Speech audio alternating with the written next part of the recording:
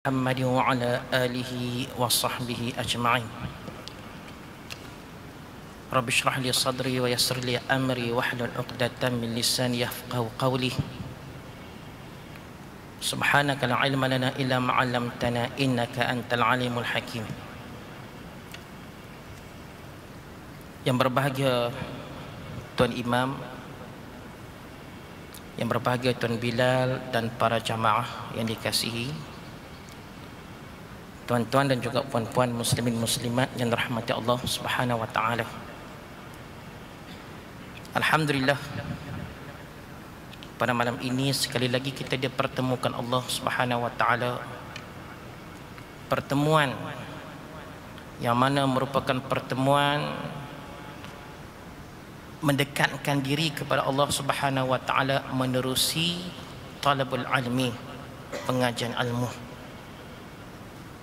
Mudah-mudahan dengan keikhlasan dan kesungguhan kita untuk memadamkan lembaran-lembaran kejahilan yang lalu, membuka lembaran-lembaran yang baru yang tercatat di sana ayat-ayat Al-Quranul Karim, tercatat di sana hadis-hadis Nabi sallallahu alaihi wasallam, tercatat di sana huraian dan syarahan para alim ulama. Maka mudah-mudahan kita meninggalkan sejarah silam kita yang jahil itu, tuan-tuan. Kita mendaki satu demi satu pendakian dalam kehidupan kita menjadi lebih baik dengan bimbingan dan juga panduan ilmu. Kita makin bertambah iman kita, kita makin bertambah taqwa kita kepada Allah Subhanahu wa taala, dan kita makin pula bertambah amalan kita sebagai bekalan untuk kita mendapat hasilnya di hari akhirat kelak, tuan-tuan. Para jamaah yang dikasihi, tuan-tuan dan puan-puan, para muslimin muslimat yang dirahmati Allah Subhanahu wa taala, berpandukan kepada kitab An-Nasaih Ad-Diniyah wal Wasaya Al-Imaniyah ini, yang mana kita telah pun memasuki dan telah pun membincangkan muqaddimah berkenaan dengan mabhasul wilayat, perihal kehakiman, perihal penguasa pemerintah yang mengumbar undang-undang dan sebagainya, tuan-tuan. Dan mudah-mudahan daripada huraian yang makin bertambah, yang makin berganjak daripada satu fasal kepada satu fasal, daripada satu maudhu' kepada satu maudhu' yang lain di dalam perbahasan ini, maka makin kita mendapat pencerahan. Pencerahan ini adalah didasari daripada Al-Quran dan Sunnah Nabi sallallahu alaihi wasallam, bukan diambil daripada kata-kata manusia. Malah ulama pula mensyarahkan dan menghuraikan daripada ayat-ayat Al-Quranul Karim yang mengenai perkara ini. Demikian juga dengan hadis-hadis Nabi yang menyentuh perkara ini. Para jamaah yang dikasihi, tuan-tuan dan puan-puan muslimin muslimat yang dirahmati Allah Subhanahu wa taala. Sambungan kepada pengajian yang lalu di bawah maudhu' yang membicarakan tentang khatrul wilayat, bahaya kehakiman, yang mana maudhu' ini peringkat permulaan telah pun kita hurai panjang lebar, tuan-tuan. Kalaulah dikatakan bahaya kehakiman, maka kita pakat-pakat tak payah merebutlah tentang soal kehakiman. Tidak, tuan-tuan, bukan maksud begitu. Maksudnya ialah apabila menceburi di dalam bidang kehakiman, maka kena berwaspada dengan kewaspadaan yang sangat-sangat waspada. Kena memperlengkapkan dengan persediaan diri supaya kita tidak terjebak ke kancah ketidakadilan kepada sesama manusia. Maka di sinilah peringatan ulama kepada kita, khatrul wilayat, bahayanya kehakiman. Walaupun pada ketika ini ternyata siapa-siapa yang punya anak menjadi hakim, magistrate misalnya, maka dia rasa kebanggaan luar biasa, tuan-tuan.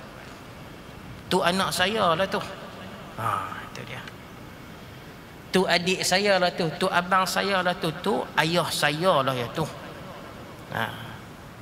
Sebab apa jawatan ini adalah jawatan yang dipandang tinggi.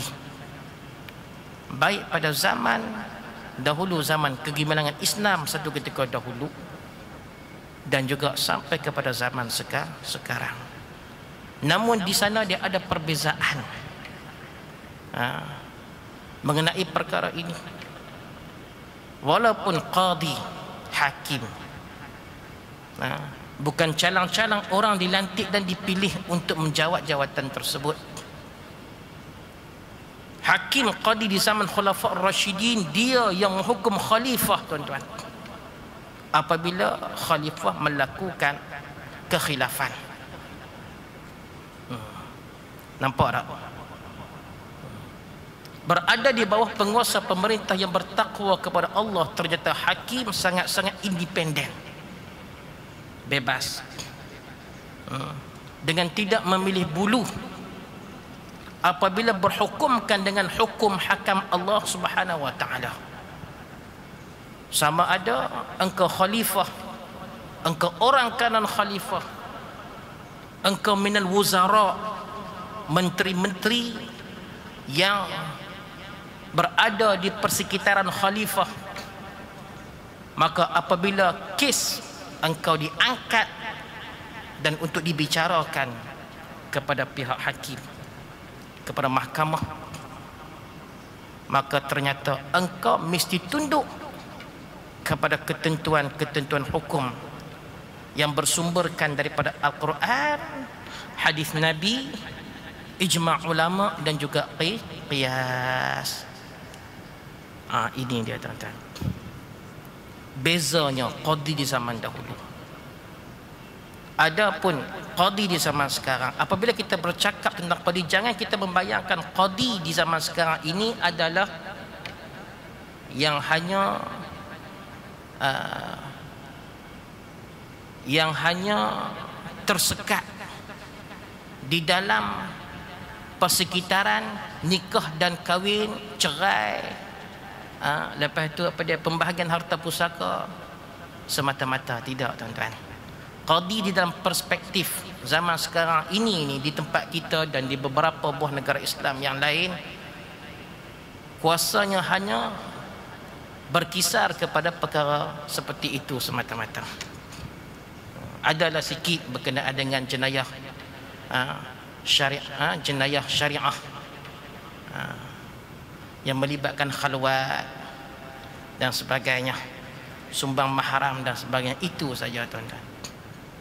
Bila disebut qadi, yang mana dialah hakim, ini di dalam konteks di zaman kegemilangan, kekhalifahan Islam di zaman silam. Maka di sini kita dibawa untuk meneliti sebuah hadis Rasulullah sallallahu alaihi wasallam yang berbunyi,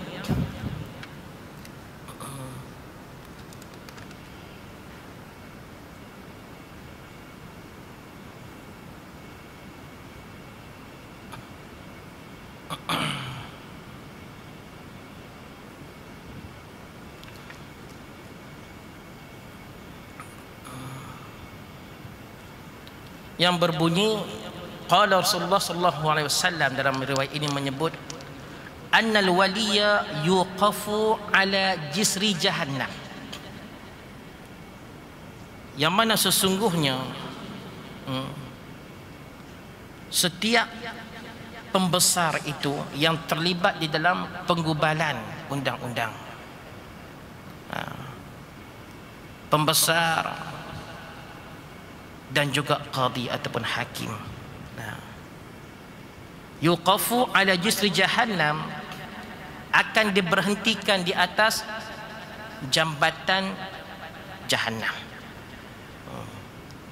Fa in kana muhsinan najah, kiranya dia orang yang baik, pembesar itu seorang yang baik, qadi hakim itu seorang yang baik, magistrat itu seorang yang baik.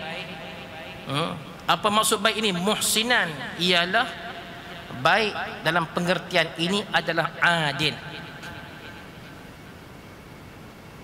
Dia mengamalkan undang-undang, menjatuhkan hukuman secara adil ketika di dunia. Najah, maka selamatlah dia daripada terhumban, tercampak ke dalam api neraka jahanam. Ini dia tuan-tuan, qadi, pembesar, hakim, diberhentikan di atas jambatan yang di bawahnya neraka jahanam. Maka kalau dia adil, kalau dia baik, maka dia akan berjaya melintasi jambatan tersebut. Sekiranya di dunia dia tidak dipengaruhi oleh mana-mana orang pun, oleh golongan tertentu, oleh pihak tertentu di dalam menjatuhkan hukuman, maka dia diselamatkan oleh Allah Subhanahu wa taala sampai kepada penghujung jabatan dan dialu-alukan ke dalam syurga Allah Subhanahu wa taala. Wa in kana musian, dan sekiranya pembesar itu, penggumbal undang-undang itu, hakim itu, qadi itu musian, seorang yang jahat. Pengertian ini ialah seorang yang zalim, menjatuhkan hukuman kepada orang yang tidak bersalah, melepaskan hukuman daripada orang yang bersalah, menjatuhkan hukuman berdasarkan kepada tuduhan tomahan semata-mata, dengan tidak menilai bukti-bukti yang diketengahkan, tuan-tuan. Maka ini adalah merupakan pembesar, hakim, qadi yang jahat, iaitu yang zalim. In jarafa bil jisru, ia akan tergelincir di atas jambatan tersebut. Fahawa fi jahannama sab'ina kharifan, lalu dia terjatuh ke dalam neraka jahanam selama 70 tahun, tuan-tuan. 70 tahun. Mungkin kita rasa Allah 70 tahun saja, lepas itu masuk pula dalam syurga, tuan-tuan. Kita berasa macam 70 tahun ni rasa macam singkat. Ya, sungguh kalau kita nilai dengan masa di dunia, umur kita sekarang ni 70 tahun, yalah rasa masa ketika umur dalam 20 tahun dulu, taklah lama sangat pun hingga ke umur sekarang ni. Betul tak, tuan-tuan, kan? Kita rasa rasa masa zaman Pop Yeyeh, rasa macam segar lagi dalam ingatan ni. Tak, sekarang umur 70, rasa singkat saja, lepas tu masuk dalam syurga lah, tuan-tuan. Kita rasa singkat sebab kita menilai dalam kita menilai, kita compare dengan masa di dunia. Dan kita kena faham bahawasanya satu hari di hari akhirat kelak, seperti mana yang ditafsirkan oleh ulama-ulama tafsir terhadap ayat-ayat Al-Quran, khususnya di dalam surah Amma Yatasaalun, ahqaba, abad demi abad. Orang-orang kafir yang dihumbankan ke dalam api neraka, mereka menderita dengan azab ahqaba, labithina fiha ahqaba. Mereka menderita, duduk di dalam api neraka ahqaba, abad demi abad. Maknanya habis satu abad, maka ditambah pula dengan abad yang baru. Habis satu abad, ditambah pula dengan abad yang baru.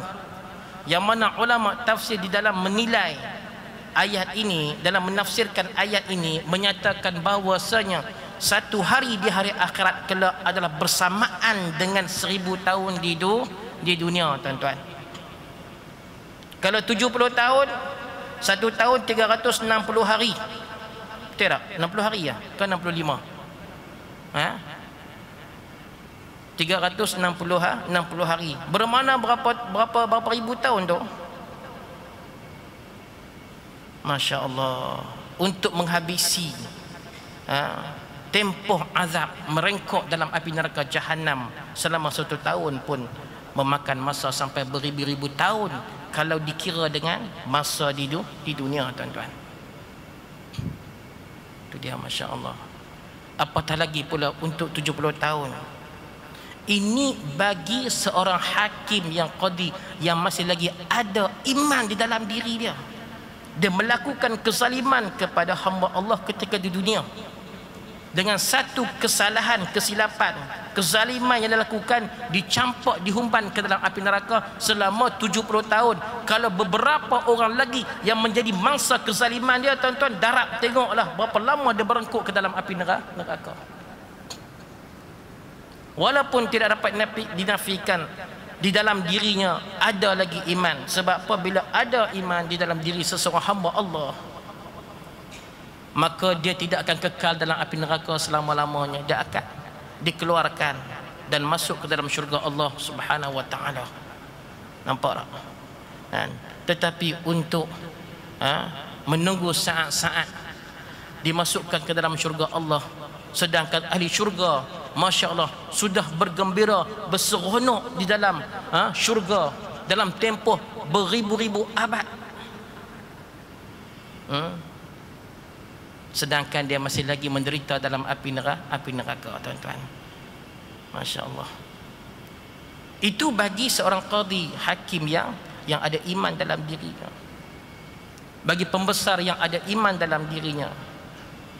Dan kita dapati yang mana ada qadi, ada hakim, ada pembesar yang melakukan kezaliman kepada rakyatnya di dunia ini, yang bergelar sebagai muslim tetapi bukan sebagai mukmin. Kita faham kan? Mukmin sudah tentu dia muslim. Tetapi kalau muslim belum tentu dia adalah mukmin. Syiah yang sesat itu pun mengaku sebagai muslim. Nampak tak? Yang memaki para sahabat, yang mengutuk para sahabat, malah mengkafirkan para sahabat, maka mereka mendabik dada bahwasanya mereka adalah muslim. Sedangkan pada hakikatnya kita ahli sunnah wal jamaah tidak mengiktirafkan mereka sebagai muslim. Ada di kalangan pembesar yang menganut fahaman-fahaman yang terkeluar daripada akidah Islam. Ada di kalangan hakim dan juga qadi-qadi yang menghukum orang di atas dunia ini mengikut sesuka hatinya, terkeluar iman daripada diri dia, hingga kan tidak percaya kepada hukum hakam Allah. Maka apa kita nak hukum orang seperti ini walaupun dia masih lagi mengaku sebagai seorang muslim? Sebenarnya hakikatnya terkeluar dia daripada Islam, menafikan salah satu daripada ayat Allah Subhanahu wa taala. Ijma' ulama menyatakan ialah orang ini terkeluar daripada Islam walaupun satu ayat. Apatah lagi kalau menafikan, mengingkari hukum yang terkandung dalam Al-Quran, tuan-tuan.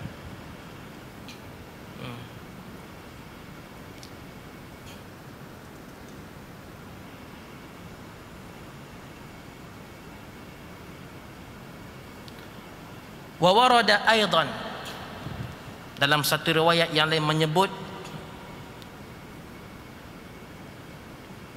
la yawaddunna alladhi la yawaddanna rijalun law anna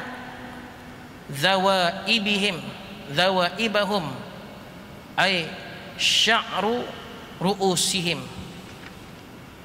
uliqat bithurya baina as-sama wal ard. walam yuwallu min amril muslimina syai'an. Dalam hadis ini, dalam riwayat ini menyebut bahwasanya terdapat setengah-setengah orang merasa lebih senang jika mereka digantung menerusi rambut-rambut di kepala mereka ke bintang Thuraya. Bintang Thuraya antara langit dan bumi daripada mereka mengurusi sesuatu dari urusan kaum muslimin. Di kalangan para sahabat, di kalangan para tabi'in, generasi-generasi minal awalin yang terdahulu dulu, tuan-tuan, yang mana mereka ini sangat-sangat bertakwa kepada Allah Subhanahu wa taala.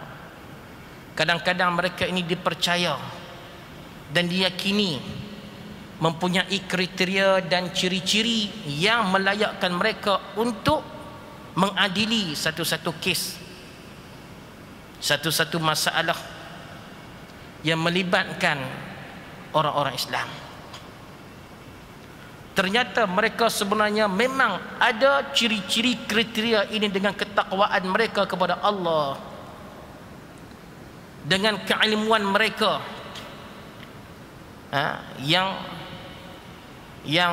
mereka mengaji daripada para sahabat, dengan kefaqihan mereka, makna kefahaman mereka yang mendalam tentang hukum hakam Al-Quran dan juga hadis-hadis Nabi sallallahu alaihi wasallam. Tetapi apabila diminta kepada mereka untuk mengurus,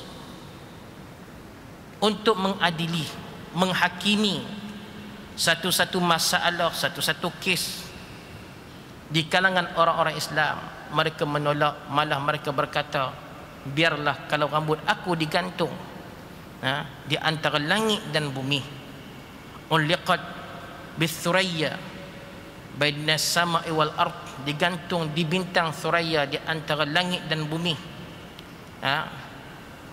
Mereka ternyata sanggup digantung sedemikian rupa daripada mengadili, menghakimi kes-kes yang melibatkan orang-orang Islam, tuan-tuan, maknanya di kalangan rakyat. Kerana apa? Kebimbangan mereka yang sangat-sangat. Sekiranya keputusan hukuman mereka itu dibimbangi berat sebelah, dibimbangi tidak berlaku adil.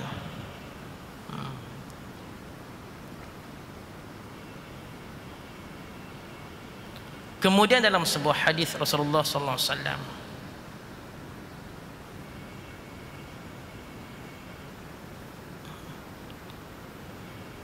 menyebut, man ju'ila qadiyan faqad dhubiha bighairi sikinin. Itu dia. Dalam hadis ini riwayat Imam Abu Dawud, Imam At-Tirmizi menyebut hadis ini adalah hadisun hasanun gharib, hadis yang hasan, yang gharib. Sahihul isnad, sanadnya adalah sahih. Nabi berkata, Nabi bersabda dalam hadis ini, man ju'ila qadiyan faqad dhubiha bighairi sikinin, barang siapa yang dipilih menjadi qadi, yakni menjadi hakim, faqad dhubiha bighairi sikinin, sebenarnya dia telah disembelih tanpa pisau, kata Nabi. Tapi hakim kena ada.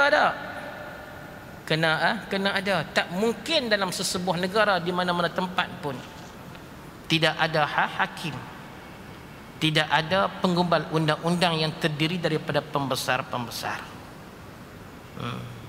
Penggumbal undang-undang ni, tuan-tuan, yang terdiri daripada pembesar-pembesar, kita kena faham. Undang-undang yang terbit daripada Al-Quran dan Sunnah, maka itu tidak boleh digubal dan tidak boleh diolah, tidak boleh dipindah, tidak boleh ditambah dan tidak boleh dikurangi. Itu kita kena faham. Bersumberkan daripada Al-Quran dan bersumberkan daripada hadis, maka kita kena menuruti hukum hakam tersebut. Yang boleh digubal, yang boleh dipindah ialah hukum hakam yang kita buat sendiri untuk kemaslahatan rakyat. Itu dia. seperti mana undang-undang yang berkait dengan perniagaan, untuk mengelakkan penipuan dan sebagainya, untuk mengelak ketidakseimbangan di antara pembeli dan juga penjual. Undang-undang yang berkait dengan jalan raya misalnya,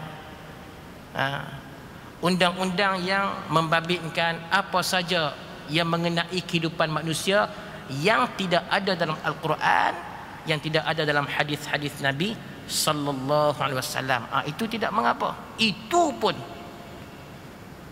maka mesti diadili dan dihakimi dengan cara yang adil.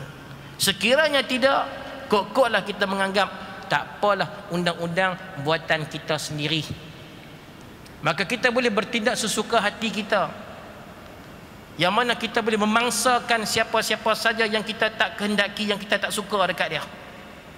Lalu kita melebihkan pula kepada orang yang kita suka. Maka akibatnya inilah dia tuan-tuan. Walaupun kita cipta sendiri, manusia sendiri yang mengubalnya, maka kena turut undang-undang tersebut supaya kelihatan adil. Bukan hanya bertindak adil, tetapi kelihatan adil. Undang-undang berkenaan dengan pembelian rumah misalnya tuan-tuan, supaya pembeli tidak tertipu oleh pemaju, perlu ada undang-undang tersebut. Maka kena ada untuk mengelak daripada penipuan, daripada kerugian dan seumpamanya. Bila undang-undang itu ada kelemahan, maka boleh digubal balik untuk memperkukuhkan undang-undang tersebut.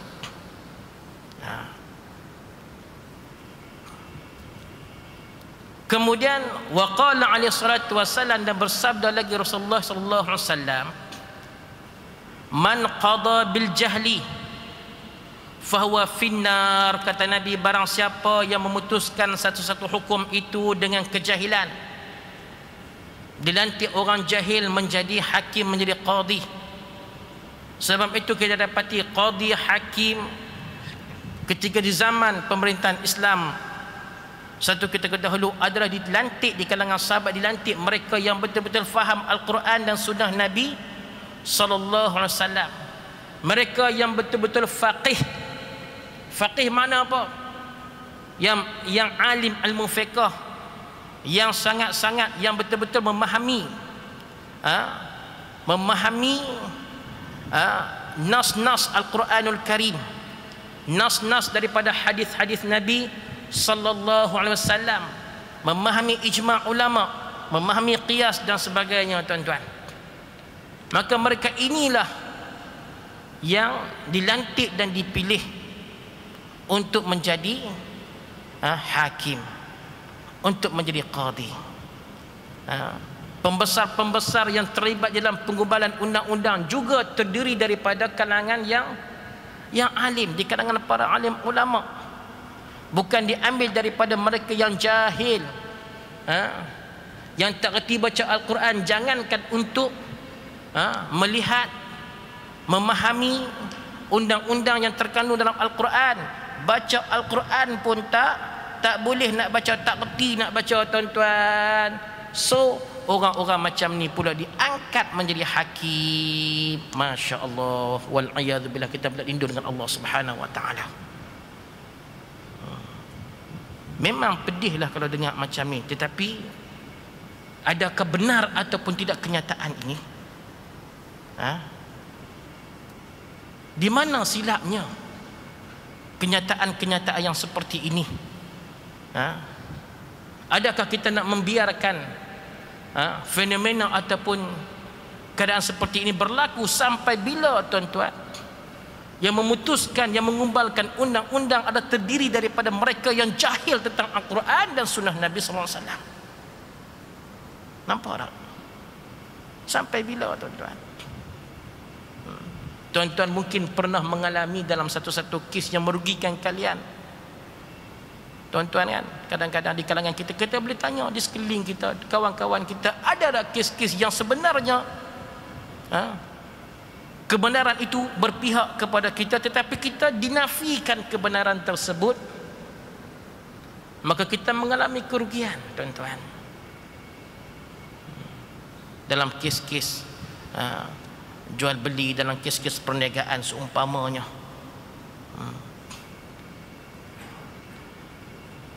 man qada bil jahli fa huwa finnar, barang siapa yang memutuskan hukum sedangkan dia jahil, fa huwa finnar, maka dia di dalam api neraka, kata Nabi SAW. Wa man qada bil juri fa huwa finnar, dan barang siapa yang memutuskan hukum sedangkan dia memutuskan hukum itu secara zalim, tadi jahil, yang ni tak jahil pula, mana reti lah juga, tetapi secara zalim, fawa finnar, maka yang jenis hakim macam ni juga, pembesar yang seperti ini juga dihumban ke dalam api neraka. Kita bagi lalu untuk azan dulu, insyaAllah.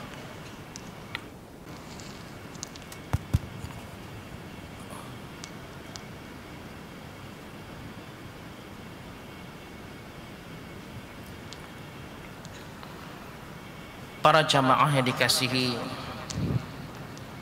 tuan-tuan dan puan-puan, muslimin muslimat yang dirahmati Allah Subhanahu wa taala.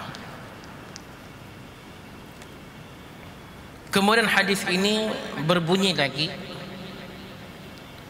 wa man qada bil adli,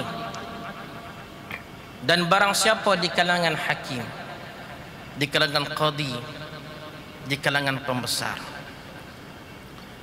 yang memutuskan satu keputusan hukum bil adli, dengan adil, maknanya sesuatu itu diletakkan pada tempat dia. Orang yang berhak untuk mendapat keadilan, maka dia mendapat keadilan. Orang yang bersalah, maka dihukum bersalah berdasarkan kepada hukum yang telah ditentukan ke atasnya. Orang yang tidak bersalah ditohmah dan dituduh dengan tanpa bukti-bukti yang konkret, maka dilepaskan tertuduh itu daripada dihukum, daripada diaibkan.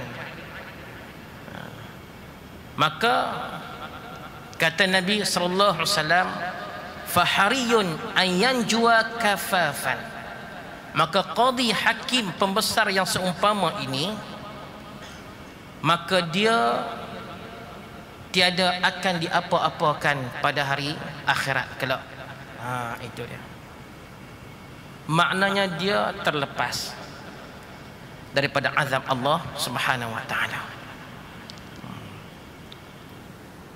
Kemudian sedikit lagi kita ambil daripada maudhu' yang baru. Ma yajibu ala man walla amran min umuril muslimin. Jadi ini perlu kita ketahui, khususnya kepada mereka yang terlibat di dalam penggumbalan undang-undang.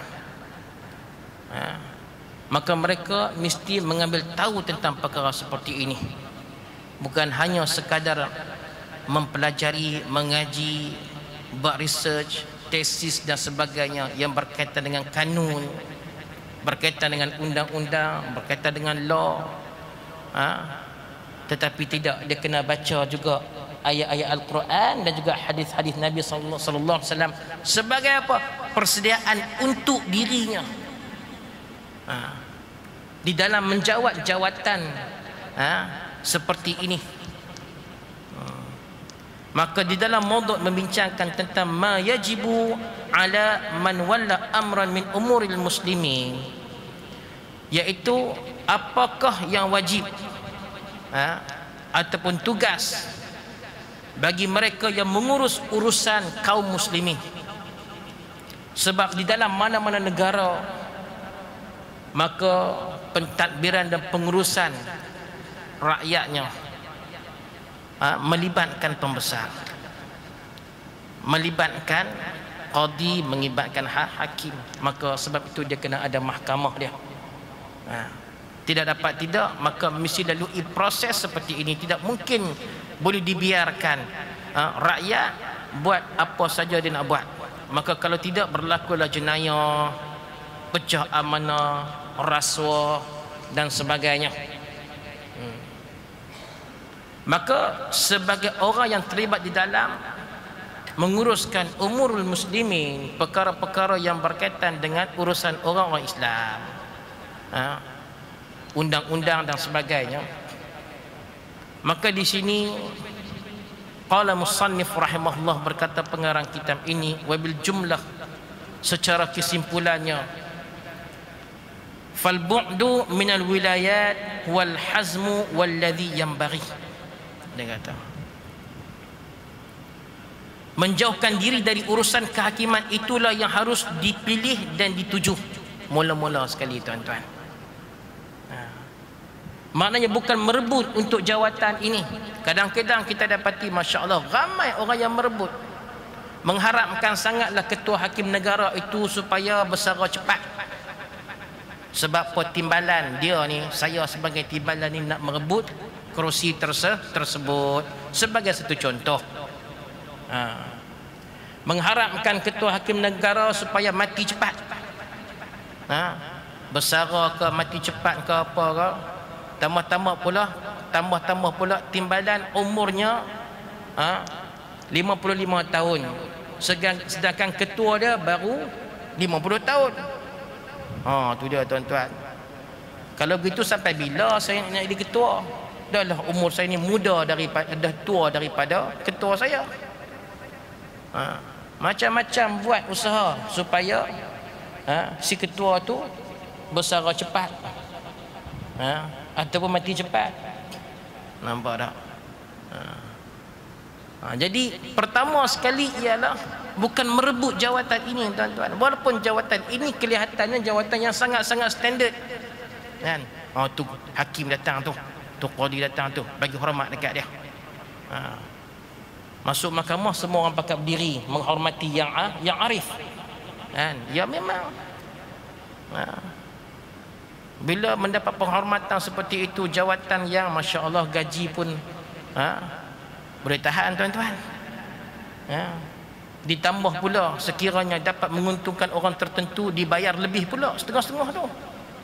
Kalau kes ni kalau berjaya, tuan hakim boleh berjaya memenangkan kes saya ni, saya bagi 1 juta. Mau tak? Tak ni tak? Tuan Ji tak? Berlaku jugalah macam ni. Di tempat-tempat lain lah, maksud saya tu. Jadi pertama sekali dihindarkan perkara seperti ini.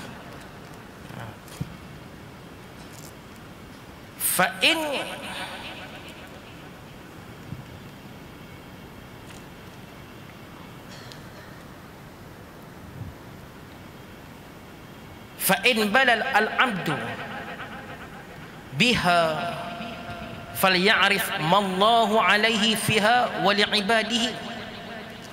Akan tetapi jika dia telah terlibat di dalam urusan kehakiman itu, jadi sekiranya kita ni lah, tuan-tuan, terlibat di dalam urusan kehakiman, bila disebut tentang soal kehakiman ini, membabitkan berbagai-bagai yang melibatkan undang-undang. Bukan hanya hakim qadi semata-mata, bukan nak lungguk semua belim atas kepala mereka saja. Terlibat dalam penggubalan undang-undang, siapa dia yang terlibat? Mereka yang berkuasa misalnya. Sebab apa? Daripada undang-undang itulah lalu disalurkan kepada hakim untuk memutuskannya. Nampak tak? Falya'rif mallahu alaihi fiha wa li'ibadihi. Maka perkara pertama, kalau dia dah terlibat dalam urusan kehakiman ini, maka hendaklah dia mengenal tugasnya terhadap Allah. Itu dia, tuan-tuan. Dia kena faham, dia kena reti tugasnya sebagai amanah daripada Allah Subhanahu wa taala. Bukan hanya untuk memuaskan keinginan dirinya sendiri ataupun memuaskan keinginan pihak-pihak tertentu.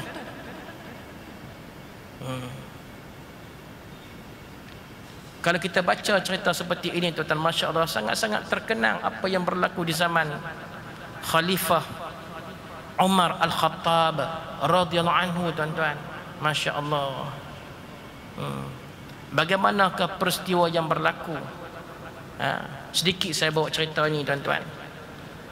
Yang mana seorang Yahudi perempuan di Mesir, gubernur di Mesir pada ketika itu seperti Al-Amru bin Al-As.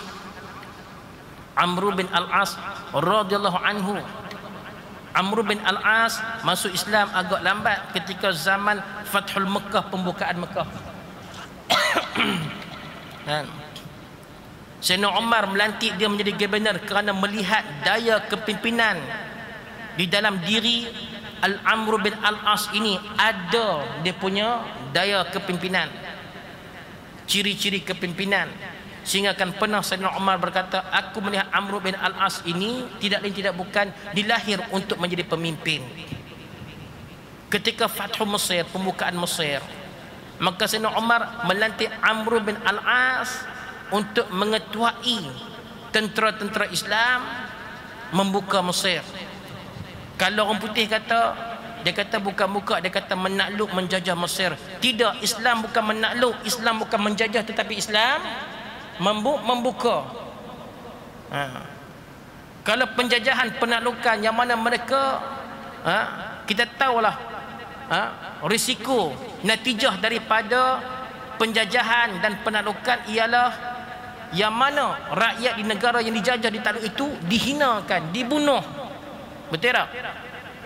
Wanita-wanita mereka diperkosa, harta mereka dirampas. Tetapi Islam tidak berbuat demikian tuan-tuan. Tidak.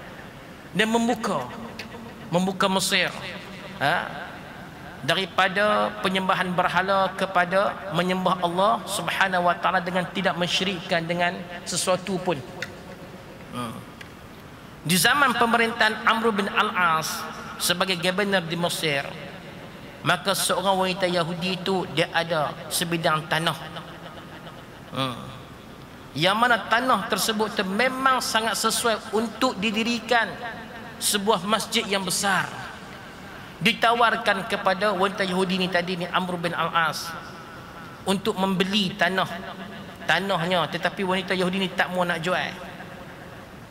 Berbagai-bagai tawaran diberikan kepada dia, tak mau juga.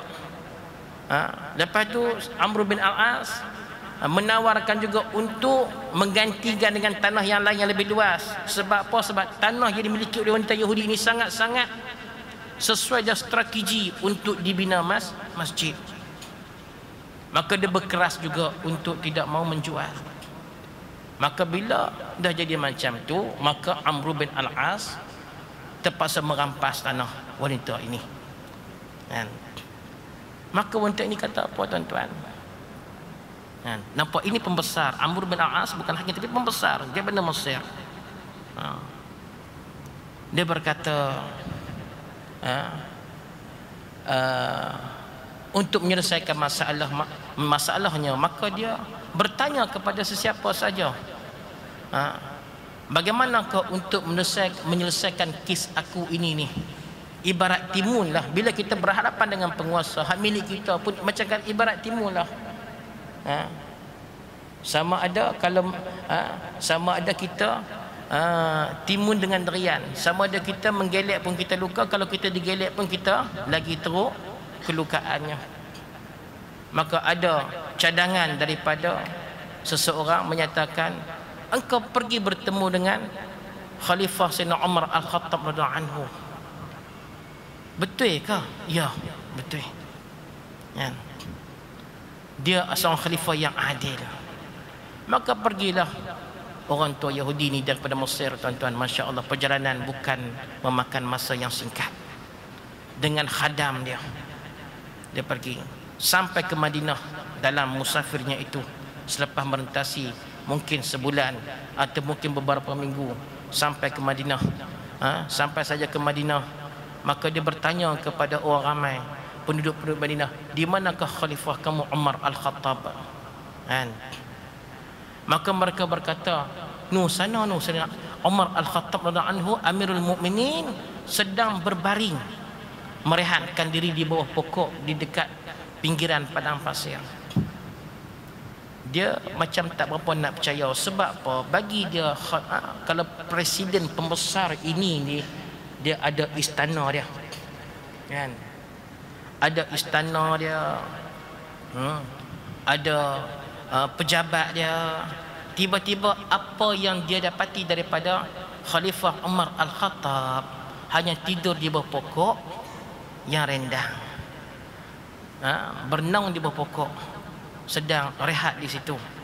Jadi dia tak berapa nak yakin biar betul khalifah ke macam ni. Khalifah ke siapa ni? Entah-entah dia tunjuk mamat mana pula ni. Tak ada ciri-ciri sebagai seorang khalifah, sebagai seorang pembesar pun. Tak semacam dengan Amr bin Al-As yang nampak dia punya, tu baru benar bukan khalifah pun, nampak dia punya ciri-ciri sebagai seorang pembesar. Ni dengan pengawal pun tak ada. Cari mana istana Sayyidina Umar Al-Khattab, tak nampak pun istana dia. Dia tak tahu Sayyidina Umar Al-Khattab di antara khalifah yang zuhud, yang hanya mempunyai 2 helai jubah saja, tuan-tuan. Kita tidak khalifah pun, jubah kita berapa helai? Bukan belalai, tuan-tuan, belalmari, tuan-tuan. 2 almari, bukan 2 helai, 2 almari baju kita saja. Macam-macam boleh pilih. Nampak tak? Paling kurang kita beli baju kita setahun 2 kali beli baju baru. Itu paling kurang lah tu. Raya puasa dengan raya haji. Itu tak kira lagi hak berkenan tengok dekat kedai-kedai tu. Nampak tak? Kemudian maka dia mengadu kepada Sayyidina Umar Al-Khattab, bagi tahu tentang peristiwa yang berlaku kepada dirinya. Maka Sayyidina Umar Al-Khattab tak cakap banyak. Tak ada retah, tuan-tuan. Retah pun tak ada. Retah ni lah retah yang ada cok mohor khalifah pun tak ada. Dia kata ambil tulang tu, dia kata. Dekat padang pasir tu adalah tulang-tulang orang sembelih pun semua jadi kering dah kan. Bawa dekat saya. Dia hanya tulis satu ayat Al-Quranul Karim di situ. Saya tak ingat ayat apa. Dia tulis satu ayat Al-Quranul Karim di situ. Maka dia kata bawa tulang ini tulisan ini tunjuk kepada Amr bin Al-As, dia kata. Lepas tu si wanita Yahudi ni tadi pun dia ambil tulang ni. Apa ni tulang, tulisan atas tulang.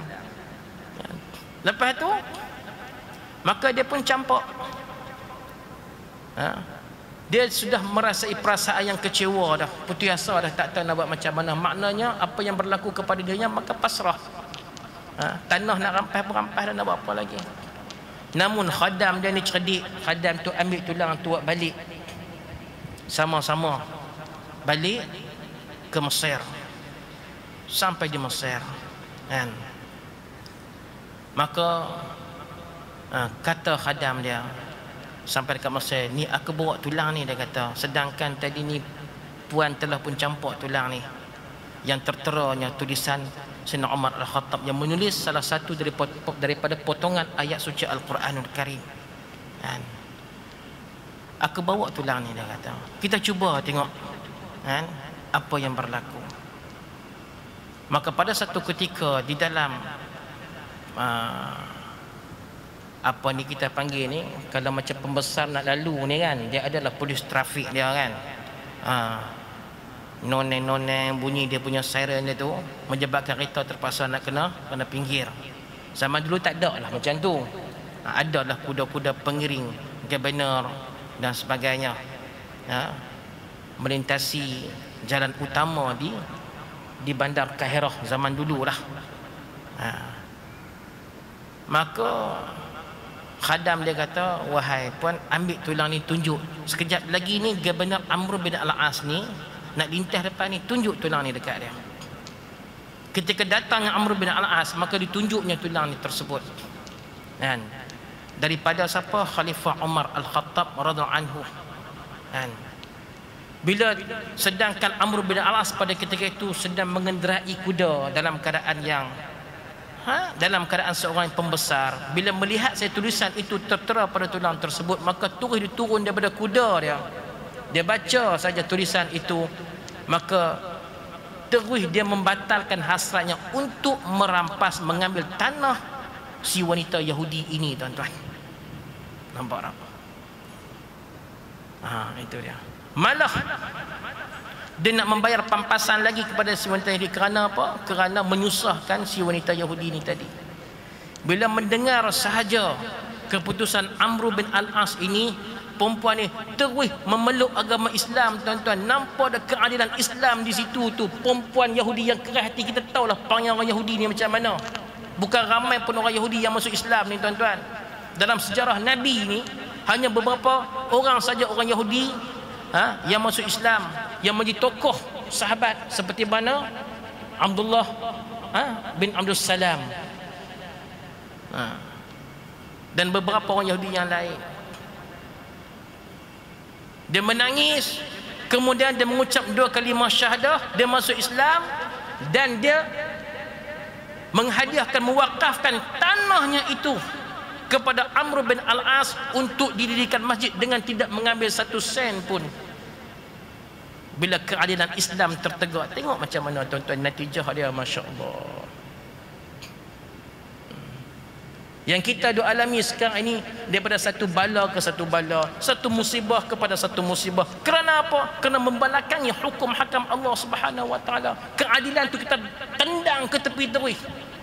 Kita memasukkan elemen-elemen yang zalim di dalam undang-undang yang ada pada hari ini. Wallahu a'lam bissawab. Cukup sekadar ini pendedahan ilmu kepada diri saya sendiri dan juga kepada tuan-tuan semua. Mudah-mudahan insya-Allah dengan pencerahan yang kita dapat pada hari ini membuka minda kita, mengetuk hati-hati kita untuk memilih yang mana yang benar dan menolak yang mana yang salah. Wallahu a'lam bissawab. Na'udzubillahi minasyaitonir rajim. Bismillahirrahmanirrahim. Alhamdulillahirabbil alamin. Wassalatu wassalamu ala asyrafil anbiya'i wal mursalin sayyidina Muhammad wa ala alihi wa sahbihi ajma'in. Allahumma aghnina bil ilmi wa zayyinna bil hilmi wa akrimna bit taqwa wa jammilna bil afiyah. Rabbana zidna ilma warzuqna fahma. Rabbana atina fid dunya hasanatan wa fil akhirati hasanatan wa qina adzaban nar. Wa sallallahu wasallama ala sayyidina Muhammad wa ala alihi wa sahbihi ajma'in. Walhamdulillahirabbil alamin. Wassalamu alaikum warahmatullahi taala wabarakatuh.